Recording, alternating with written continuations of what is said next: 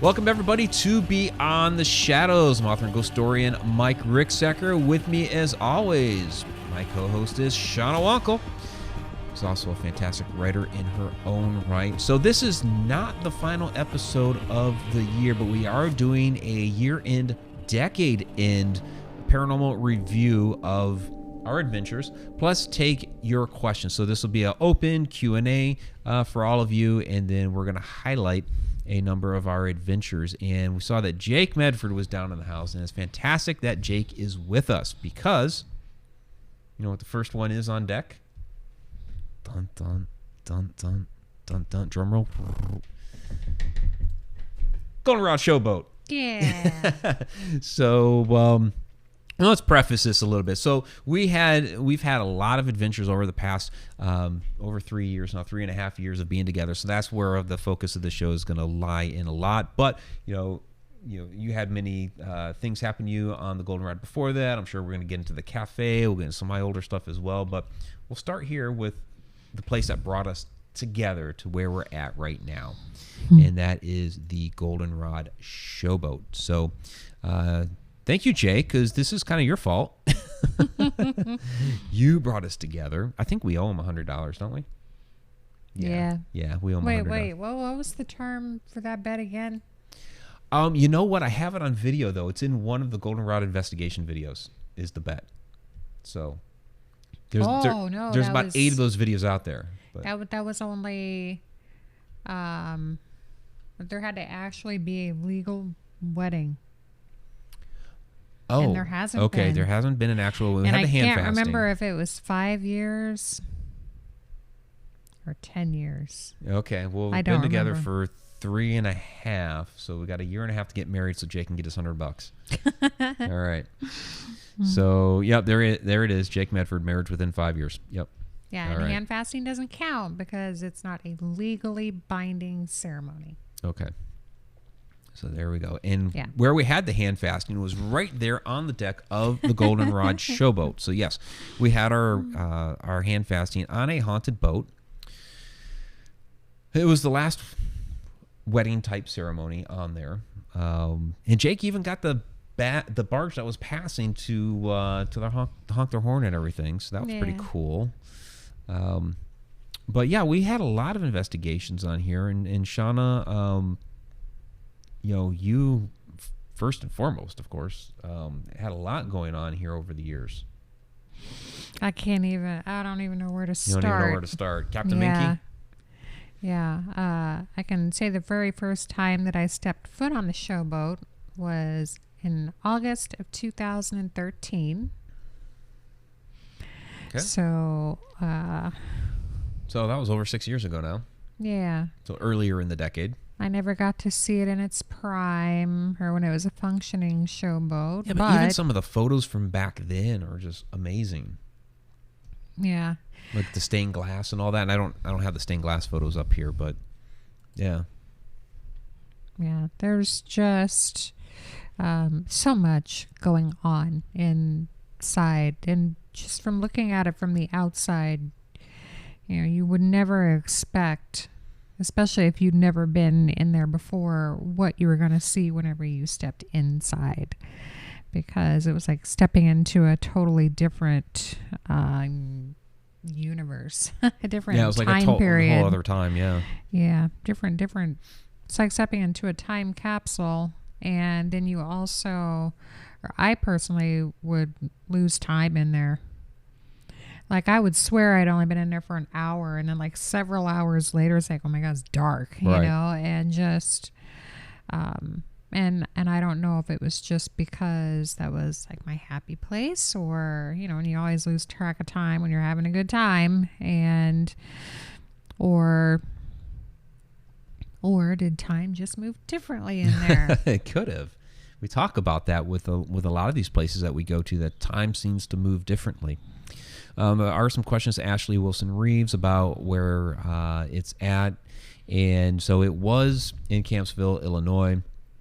A couple of years ago, it was burned in an arson fire. But the website, it's goldenrodshowboat.com. Okay. They're still taking donations. In fact, Haunted Road Media needs to send them off a donation here for the holidays because they do have many of the items still on hand in storage. And so, there's... And Jake, you can put the link down there in the chat. I know there's talk of a museum or recreating the boat and a lot of different things that they're looking at possibly doing. But those items are still around, or at least many of them. And they've been on display at the Haunted Road Media Paracon here the last couple of years. So, please be supportive to Goldenrod Showboat. But I know when I first met you, that was when there was all the kind of crazy stuff going on with all the legal issues, and you guys had the ceremony and all that, and you kind of just invited me out as kind of like a shot in the dark to like, hey, do you want to video this place? Mm-hmm. Put it up on your channel before it's gone, because that was back when they were going to take over, and I guess they were going to burn it. That was their idea, was they were going to burn it anyway. So, and then it turned out, what was it, maybe a year and a half after that when it finally actually did, after having like a temporary reprieve. So, but from our investigations on there, I always thought it was an amazing place. Of course, we talked about many times about that passageway up on the second floor where there was that shadow activity, always a heavy feeling, where you saw a couple of twinkles, and it's where we had a possible fairy activity going on too. Yeah, with that yellow ball of light. I feel like if I had not have experienced that, I may not have experienced it anywhere else. I feel like that was probably the unlocking of another, I don't know what you want to call it. It's almost like a different universe. Yeah. Yeah. Just another dimension almost. Yeah. Because since then, I've started seeing that kind of activity, not quite in that way, because that was a pretty big, that's a pretty big ball of light, let's be honest. At least baseball, maybe almost softball sized. But the twinkles, that's really where it started, bloop, bloop, bloop. And then ever since then, you and I have both seen them, you more so, but yeah. And Jake did put the link down in there in the chat. So goldenrodshowboat.com/donate/index.html. Please go ahead and do that. So, but yeah, that's where the twinkle started. Yeah. And that's been something that's followed here for, I guess, a couple of years now. Yeah. So I'm assuming that Jake is going to be bringing the artifacts back again for the Paracon. So if anybody that wants to go, you'll be able to see that display. It's a pretty impressive display now. There's a lot of original artifacts from the boat, so a lot of really nice pictures and stuff. Yeah, original they had wood. Like 4 or 5 tables going on last year, and it basically like encompassed that entire corner of the Grand Ballroom there at Mineral Springs. So it's quite impressive the amount of material that they bring out. So definitely, and so Greg Rinkin made a response here. Time moves differently at Mineral Springs, which, yes, we will be getting to Mineral Springs as well for sure. So, and if you guys have any questions about anything paranormal, please go ahead and throw it down in there, because this is a open paranormal Q&A as well. But Goldenrod Showboat was definitely a game changer for this decade. As we're, and I haven't even really thought about it until like just now today, kind of brainstorming for ideas at Decades Ending. I know other people have been posting about it. I've just been it just never really hit me like, oh yeah, Decades Ending. Crap. Okay, so we need to do something about that. But yeah, that was a big thing this decade for both of us. So. on different levels, but yeah. So, all right. So, speaking of mineral springs, then there's Goldenrod Showboat. So, our new home then, since the Goldenrod is gone, Mineral Springs Hotel, Alton, Illinois. So, we go down here a lot, actually. Tim Schoen says that you're listed on the site, on the Goldenrod site, as a volunteer. Proudly. Even though it's not standing, I'm still a volunteer in spirit. Yeah.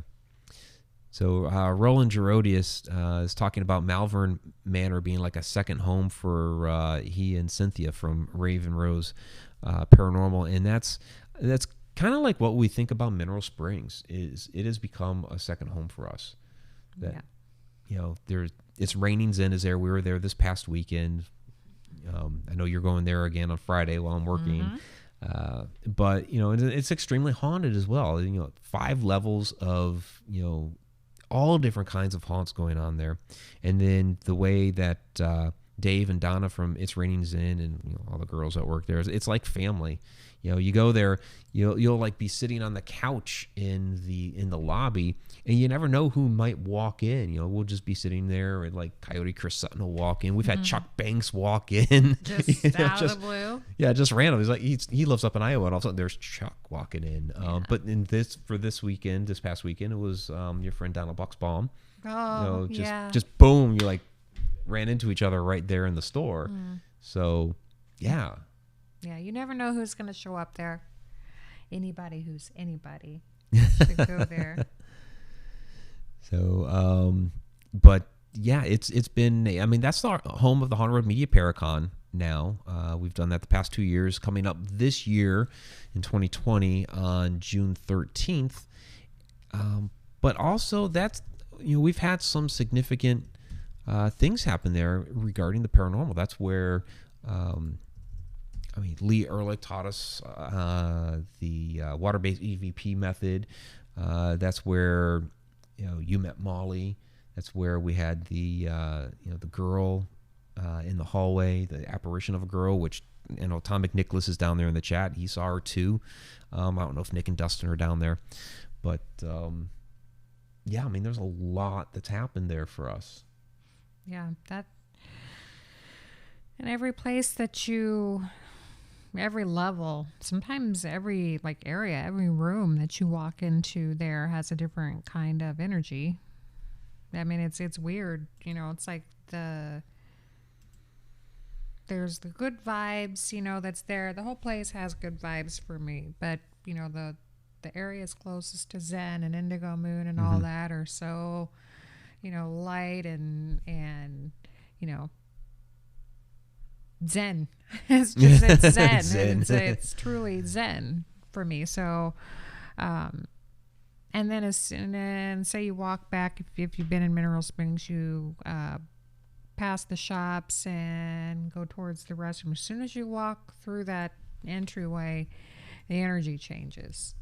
And I can tell you, the further, down you go, each level, the energy changes. You go upstairs, the energy changes. It's just, there's so many different kinds of energy in there. And it's not just, there's, one person haunting this area, one person active in this area. I mean, there's the key players, as I call them, and then there's just, you never know what you're going to find. So...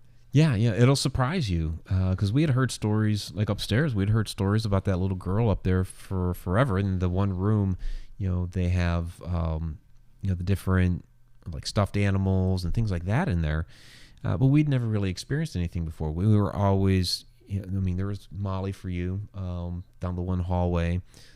Pearl, you have actually seen Pearl before. Of course, the activity that's down in the pool, and we were getting.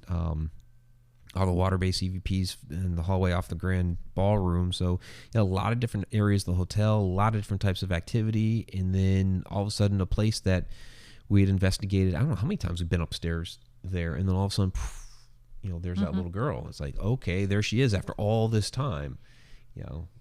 So it's a really, really interesting location. And In fact, Roland Gerodius asks, so this can kind of play into this. Do you have any particular ghosts you have a close relationship with there, where you can just chat with when you visit a location?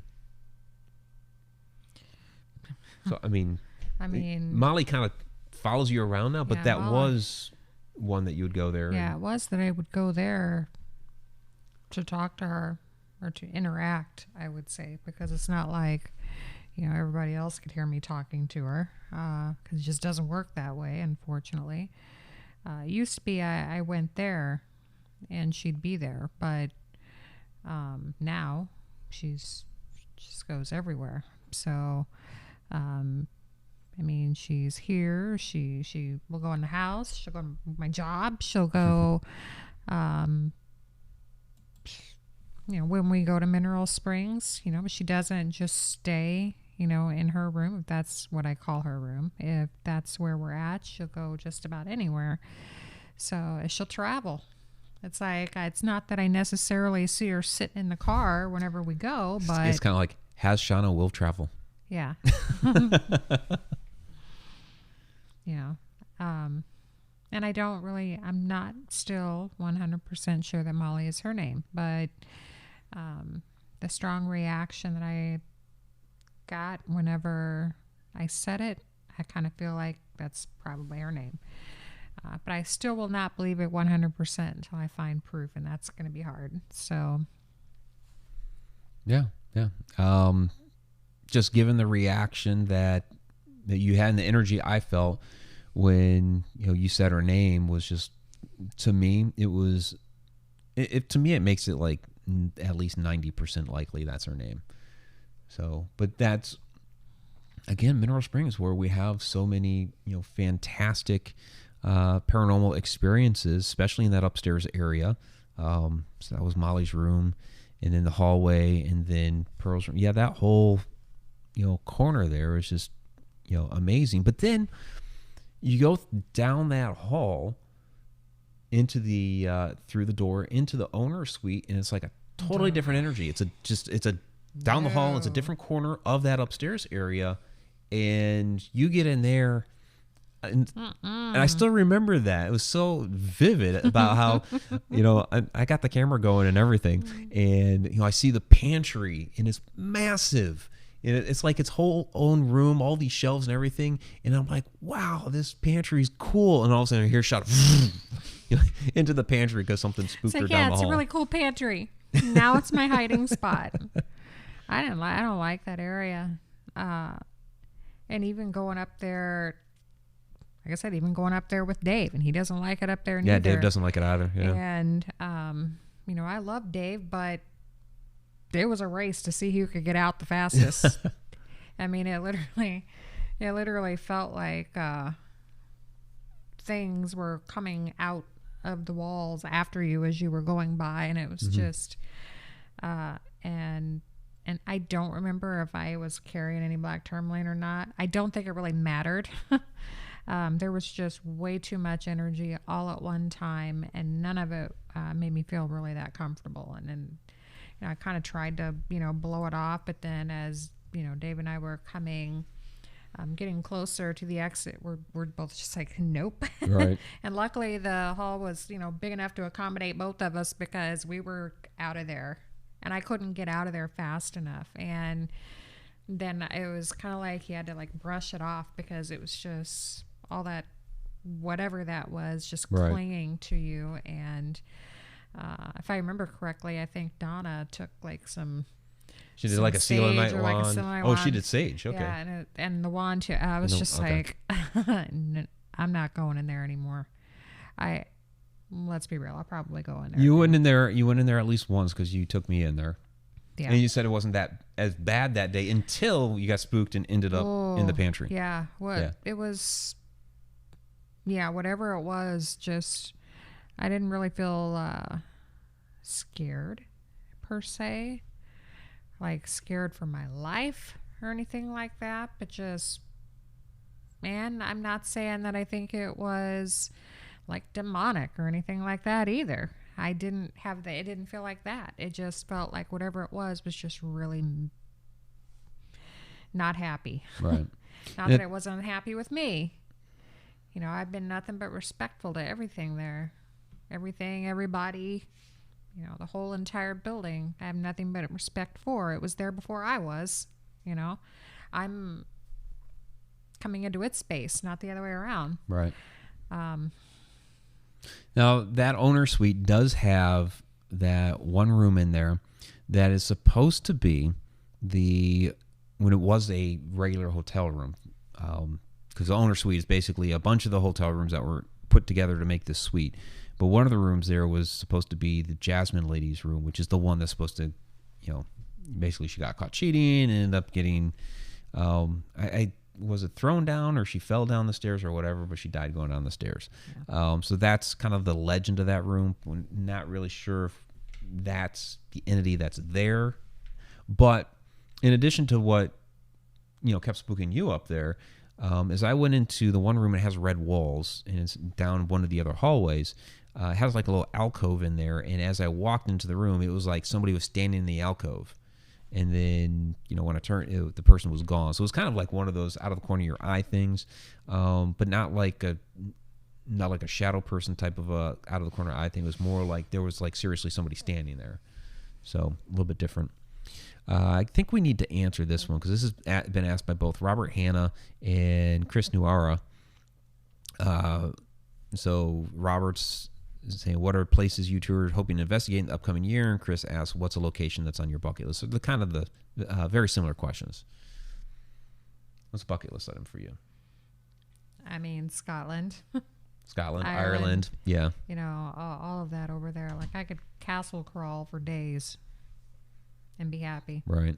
And I'd probably have to take my entire family with me because I wouldn't want to come back. Really. And I feel like it's going to be... I feel like some things about my past, I think, some things will probably click while I'm over there because I've always felt drawn to that area, even a long time ago, a long time ago. So I've always been fascinated with that area. And then I feel like some of our little twinkles and balls of light, you're going to be like, oh, look who's here. Yeah. It's kind of like their home, right? Yeah. I feel like, you know, interacting with them is going to be on a different level. Yeah. So I just checked one off the bucket list. So that would be the Anasazi Ruins in Chaco Canyon in New Mexico. Now, I say check it off the bucket list because I've been there now, and I spent several hours there, but it was really just the tip of the iceberg. So definitely have to go back. You know, basically it was Pueblo Bonito and a couple of the other sites, you know, real quick. But Pueblo Bonito, I spent a few hours there, and then, you know, but there's so much there. I mean, the one guy, there was an elderly gentleman that I was talking to. He's like, yeah, you know, he was talking about the psychology behind these petroglyphs that somebody had, you know, carved in there, you know, 1,000 years ago. And it's like, oh, this sounds really cool. Yeah, I want to check those out. And it's a 6-mile round trip to walk all the way down there and back. You know, so it's like, okay, yeah, next time, because I only had about 5 hours. so yeah, next time. So there's a lot to actually see and do there.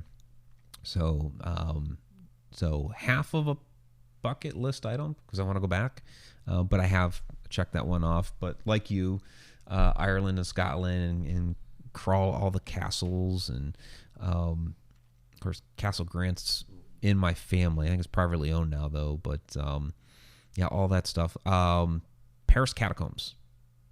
The Paris catacombs, absolutely. And not just the touristy side. I want to go into like the more restricted area. If you ever saw the movie As Above, So Below, they did a lot of filming within that area. Basically, what you see of the Paris catacombs, they filmed in the Paris catacombs. I want to do that. Well, you go, and then I'll stand back here with like some string or some chain or whatever, and as you're going and you're like, what the hell? Then I'll be there at the other end. All right, so you can yank me back as the catacombs eat me? Yeah. Nice. Brent Burris, have you guys done Goldfield, Nevada yet? No. haven't. I was just in Good Springs, though, not investigating, but at the old Pioneer Saloon, which is supposed to be very haunted, and that's now I'm forgetting their names off the top of my head, but they have the memorial there for Carol Lombard and Clark Gable, because she died in the plane crash there, and that's where they kind of brought the bodies and set up shop and all that stuff. But they still have, from a shootout that was there in the saloon, they still have the bullet holes in the wall. So it was considered a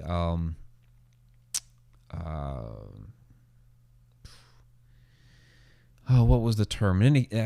But basically it was over a contestant, some sort of money dispute, and the death was considered okay. God, I forget the term. My brain is just kicking me. Too much talking tonight. But yeah, so it was interesting because they still had the bullet holes. And I wonder if the microphone's picking up your demon stomach right now. I don't know.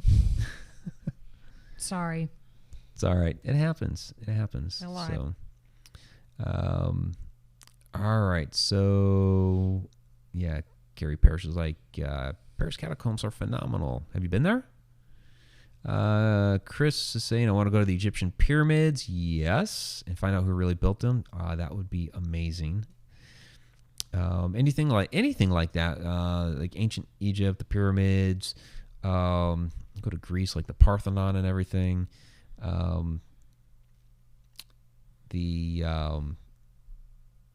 Like Göbekli Tepe out in Turkey, any of those ancient sites like that, I'm always down for.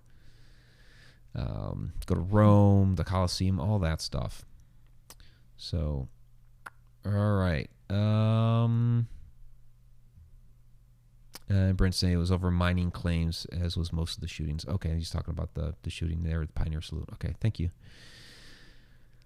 All right. So, in Roland, another question here. Of all the places you have investigated, which one has ever made you feel uncomfortable or even scared to be in? I know you're going to say the cafe.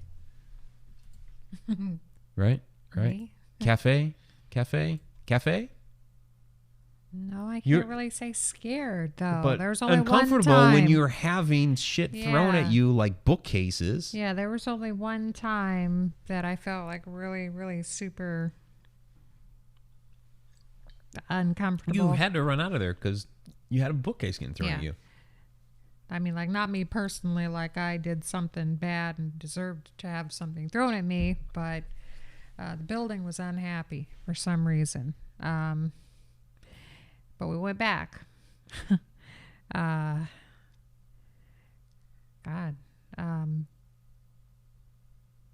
I don't like basements. Basements scare me everywhere.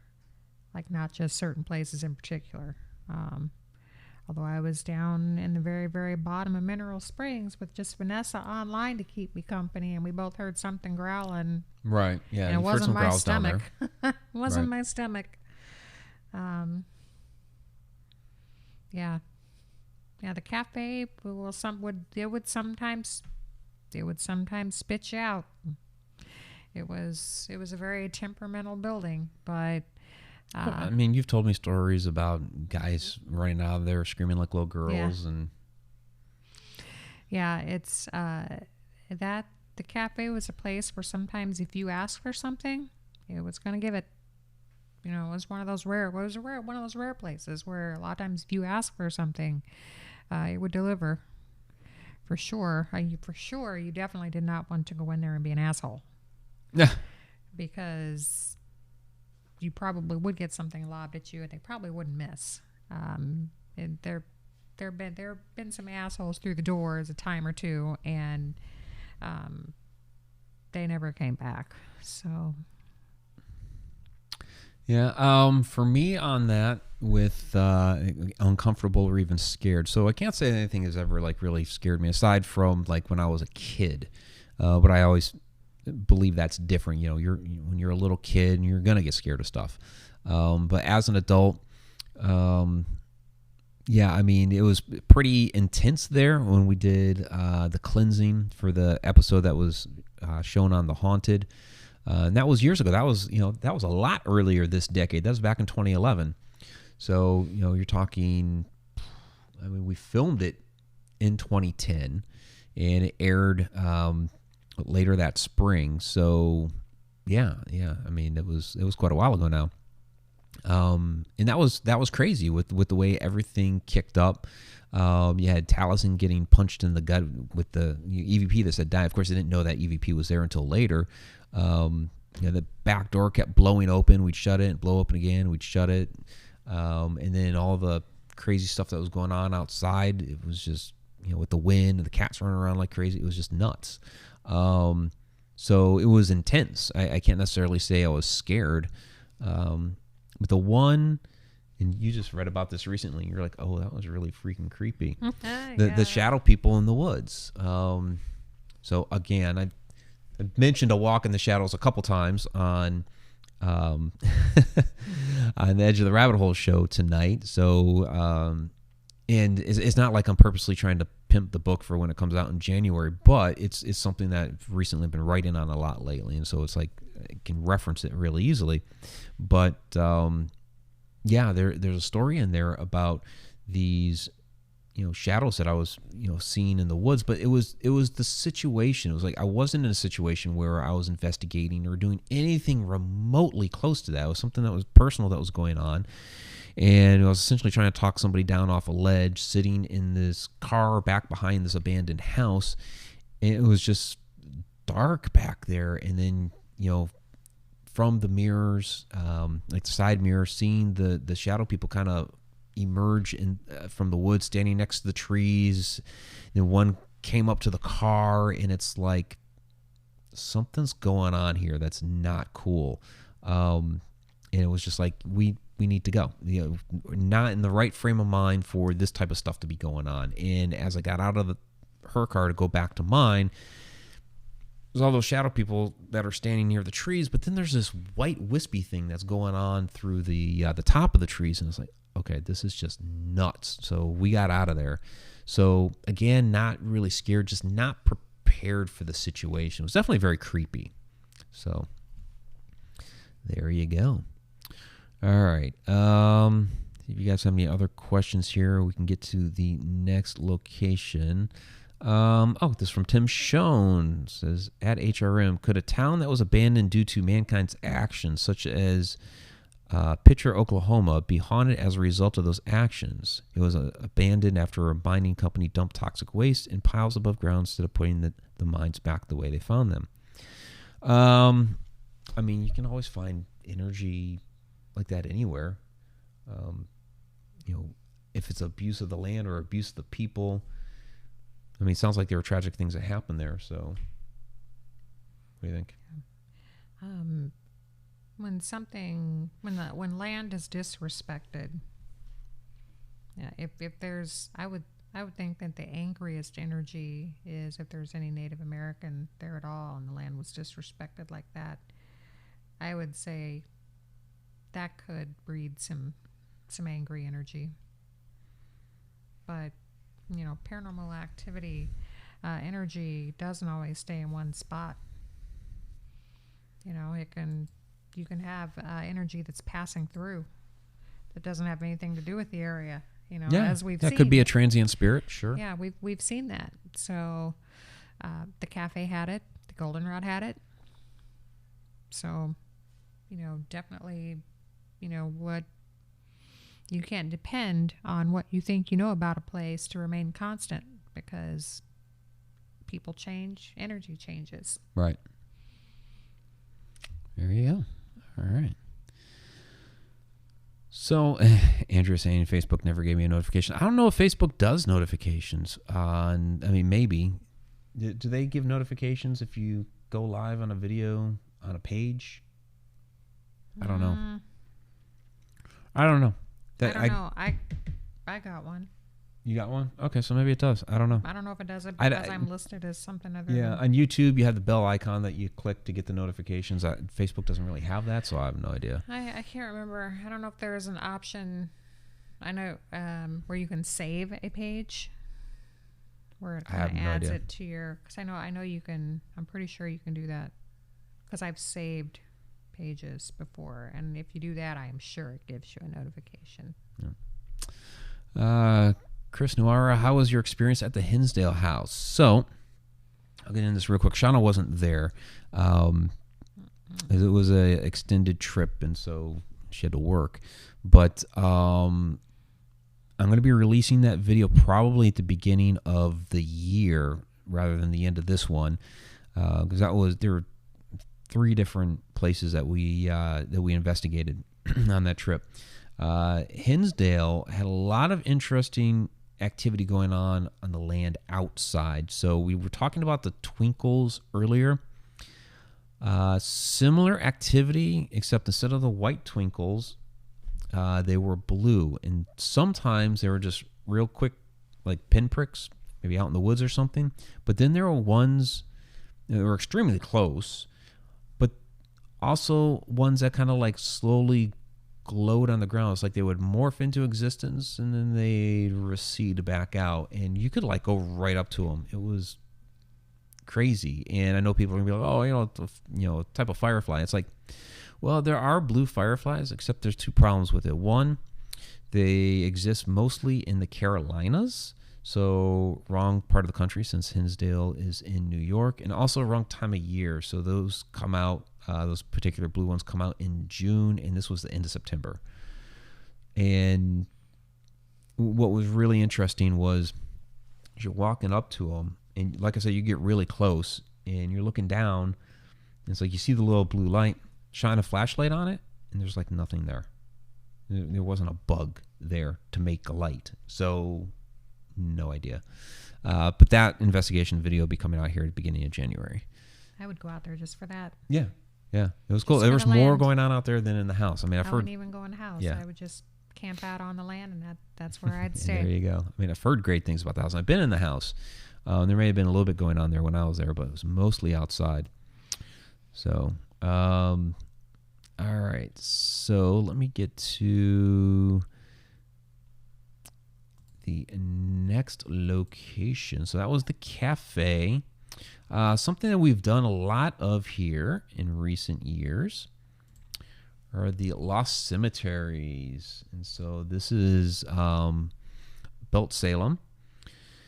Still don't understand the Salem, but the Belt family is there very prominently.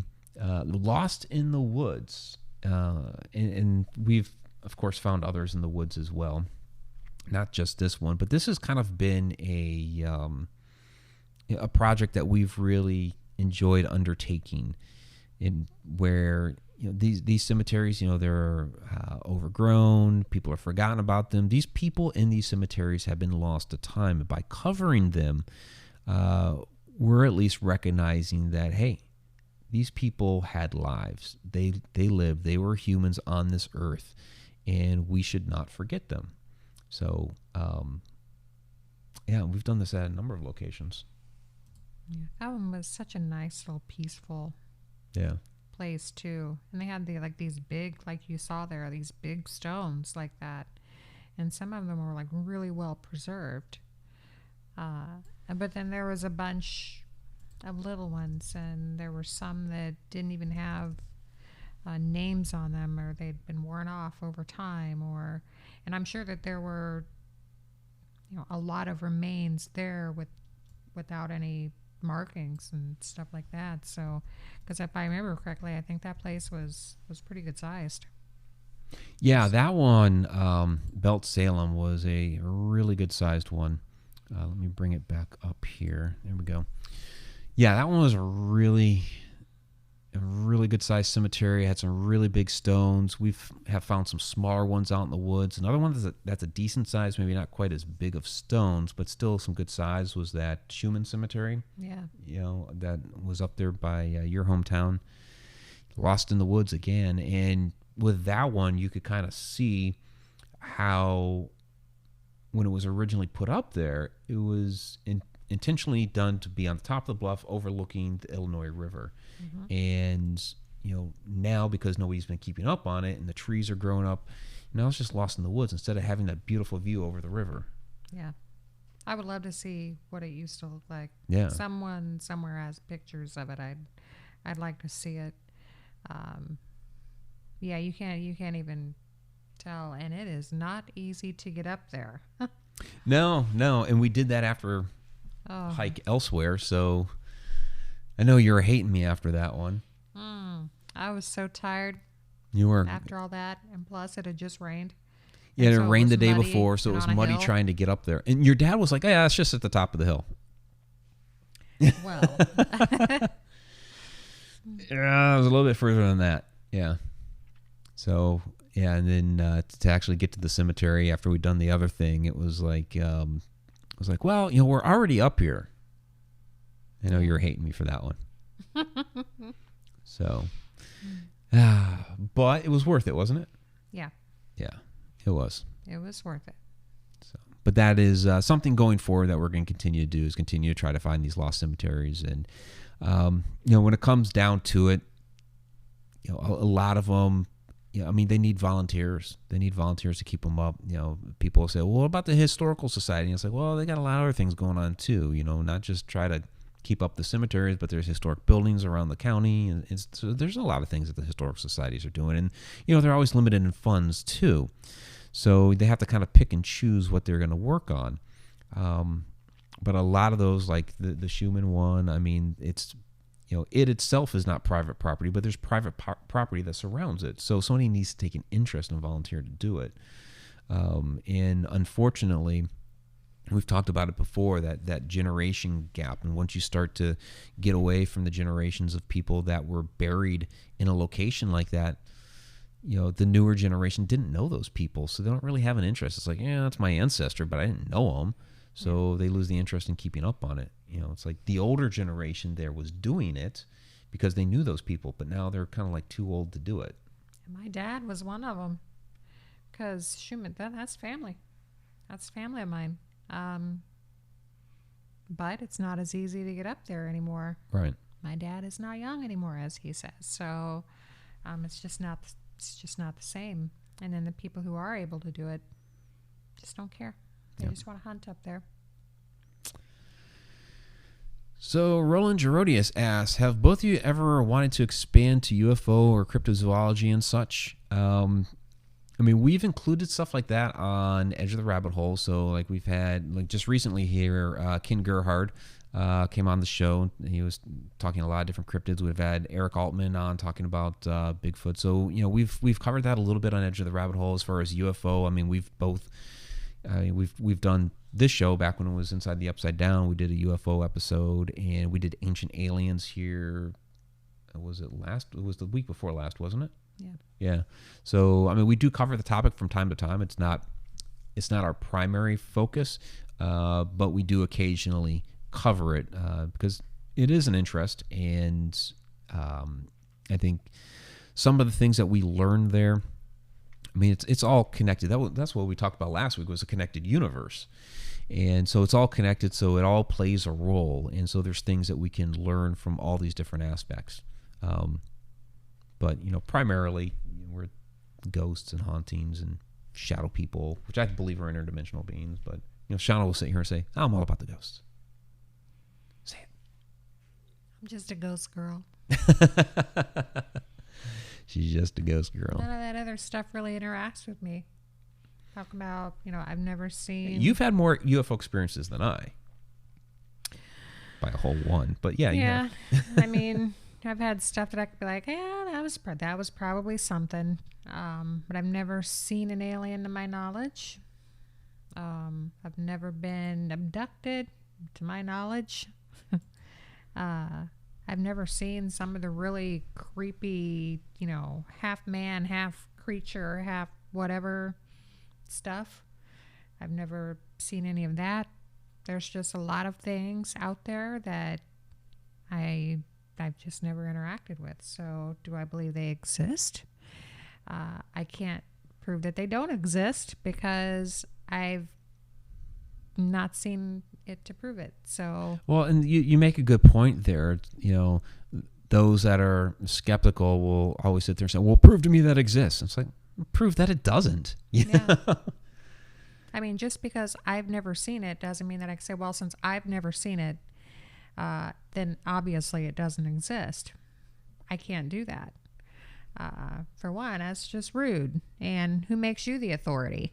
You know, because I've never seen it. It obviously doesn't exist. Right.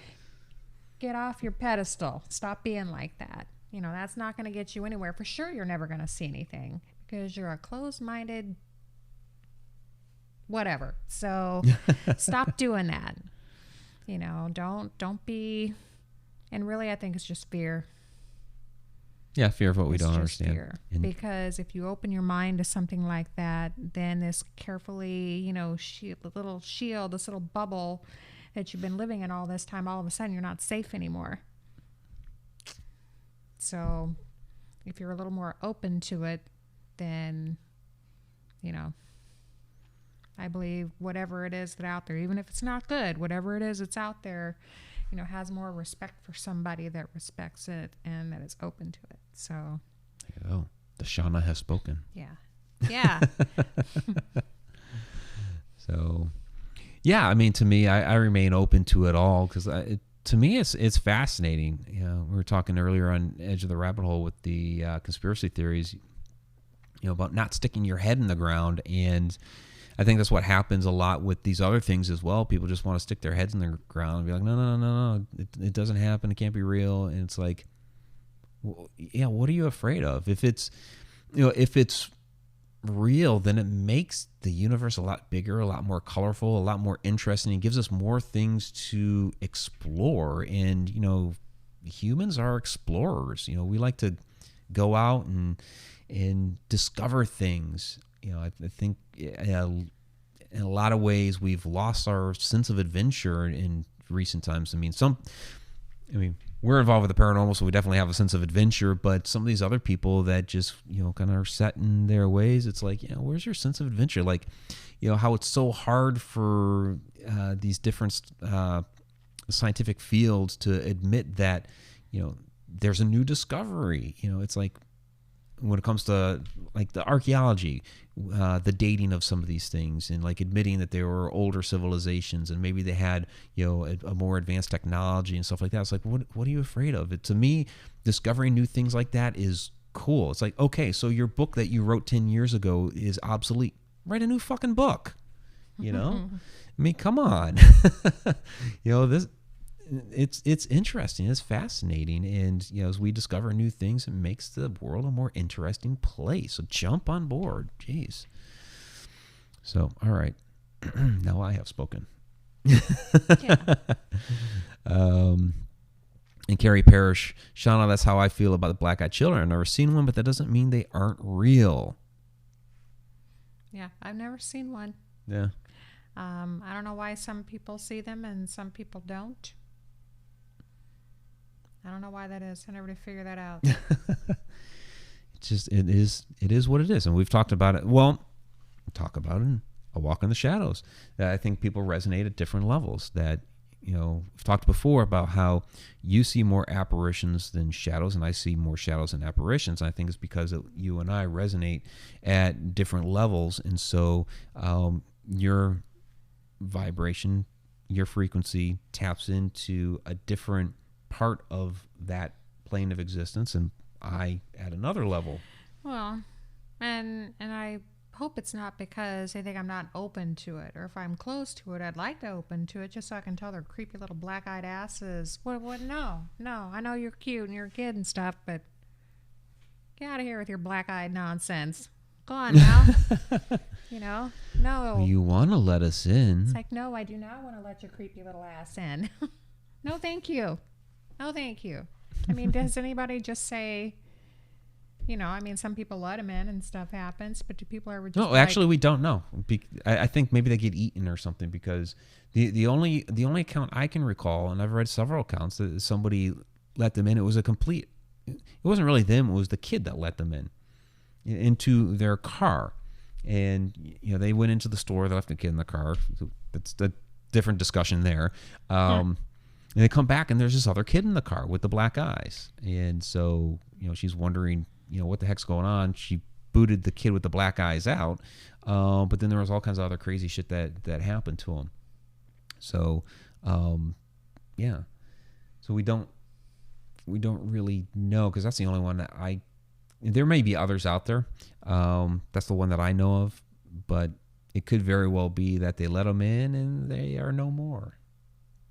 We don't know. Maybe that's why there's some disappearances. Maybe that's why, maybe they get murdered or they have their soul sucked out of them. I don't know.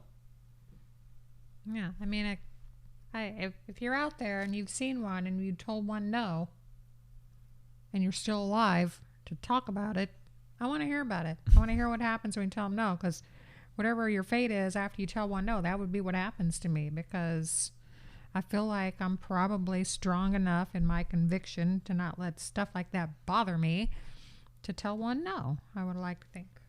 Anyway, I would like to think. I've seen some creepy kids before.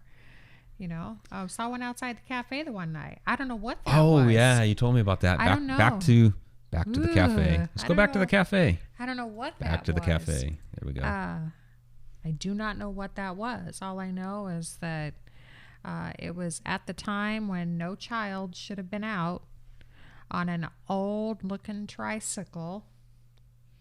And you could hear its little wheels. You could hear it come up. And we had the door open because it was nice out. And this was like 1, 2, 3 o'clock. It was late. It was in the middle of the night. And then all of a sudden, you know, we hear a sound outside, and we all look towards the door, and this little kid had come up on a tricycle. And I'm really glad I wasn't Rita, because said in his creepy little voice, "Rita." And then we all just like looked at it, and I called it an it because, you know. It's a kid. You called it an it. I did. On a tricycle. Yeah. A kid on a tricycle. She calls it an it. But it did not have, I could describe the kid perfectly too, but it did not have black eyes. Okay. No Even black though it was eyes. Dark. But creepy. It was creepy, but it said that, and then it just turned its head and then went on. So not a black-eyed kid experience, but a creepy kid experience. Yeah. And then it was a something. Yeah. I don't know what it was. But then after we kind of just sat there looking at each other, and Rita's like, "What the hell was that?" You know, did it just say my name? I was like, "Well, we all heard it," you know. She goes, "What was that?" I was like, "I don't know." And so then finally we kind of slowly got up and went towards the door, because nobody wanted to go after it, you know. And it was gone. Right. So yeah, that was my creepy kid story that didn't have black eyes. Didn't have black eyes, but creepy kid nonetheless. Yeah. It was a something. So Marcellus Walensky is saying sure wasn't a ghost. I don't know. So yeah, I don't know. It doesn't sound like a ghost. It's something. I don't know what that was. We heard it coming. I have keep to research calling that it. We could tell I could tell it was a little boy. I could have called it him, but every single time we talked about it or told the story, I called it an it, because of the time of the night that it was, and what it did. How creepy it was, yeah. Yeah, it was really creepy. And it didn't look like anybody that we had seen around town before. And, you know, I grew up there. You know, I knew everybody's kids. Everybody did. But especially that time of the night. And it was an old-looking tricycle. Mm-hmm. I mean, there were some parts of that thing that were, like, the rust was, like, eating away at it. It was old, like an old tricycle. And it had a black seat. And it was kind of like it might have been red at one time, but it had faded so badly that it was almost like sun-washed, like a. Oh wow! Like okay, so really decrepit. Yeah. And it was just, you could hear the wheels. They kind of squeaking and squeaking and screeching and stuff squeaking. It was just. Yeah, that's like creepy. Something out of a horror film right there. Yeah, I mean, we stayed. We shut the door. Mm-hmm. We shut the door after that one, and then we kind of sat in there for a minute. It didn't change the activity in the building, and then we never saw it again after, ever.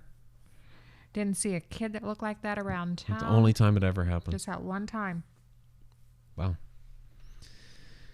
I don't know. Very creepy. So I've know. always wanted to investigate at this cafe just because of stories like this. You know, somebody did buy it here recently, but I have no idea what's going on with it.